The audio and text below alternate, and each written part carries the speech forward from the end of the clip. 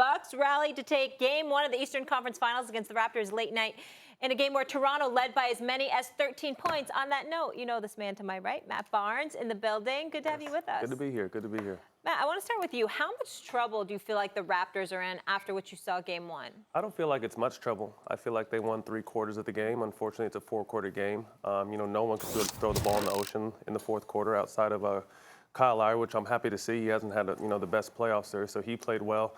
But I'm kind of encouraged from a standpoint of, they dictated the pace the whole entire game. They had a nice lead and couldn't score in the fourth quarter. I would have liked to see Kawhi Leonard take more than 3 shots. He's their go-to guy. You're going to go down with your best player. I don't feel he was as aggressive as he's been.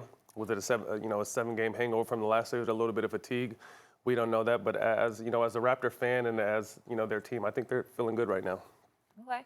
Stephen A? Well, Matt, it's beautiful to hear from Max Barnes, since you just echoed what Max said at the start of the show, and it's good to see you, bro. Thank you for being on the show. Let me say this to you. I feel totally differently because even though the Raptors were winning for the first 3 quarters, Milwaukee was rusty. Milwaukee wasn't shooting the ball effectively at all, and they just kept lurking around. Why? Because they've got size, they've got perimeter shooting, they've got the Greek freak. And Toronto, when you look at Toronto, in my opinion, I don't think they have enough offensive horses. Kyle Lowry's not going to score 30 again. I don't believe in Siakam like that, even though he's my most improved player.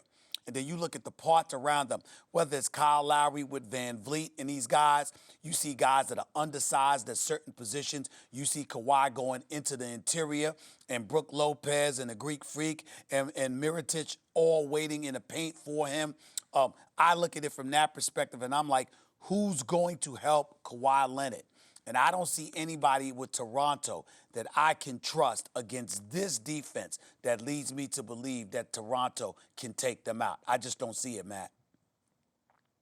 I take the experience. I think Kawhi has been there. He's a Finals MVP. He's won a championship. You don't see Kyle Lowry scoring 30 again. I don't necessarily see Brook Lopez playing at the level he played throughout this series. Coming in, averaging 5 points last series and then having a breakout game and shooting the ball really well. What I'd like to see from Toronto is Serge Ibaka more. With Brook playing on the perimeter mostly, Mark is a great defender, but he's great around the basket. Serge can cover those pick and rolls and stay on Brook Lopez when he pops and give them another defensive angle. But like I said, I think it's going to be a battle. I think this will be a 7-game series, but I still have Toronto.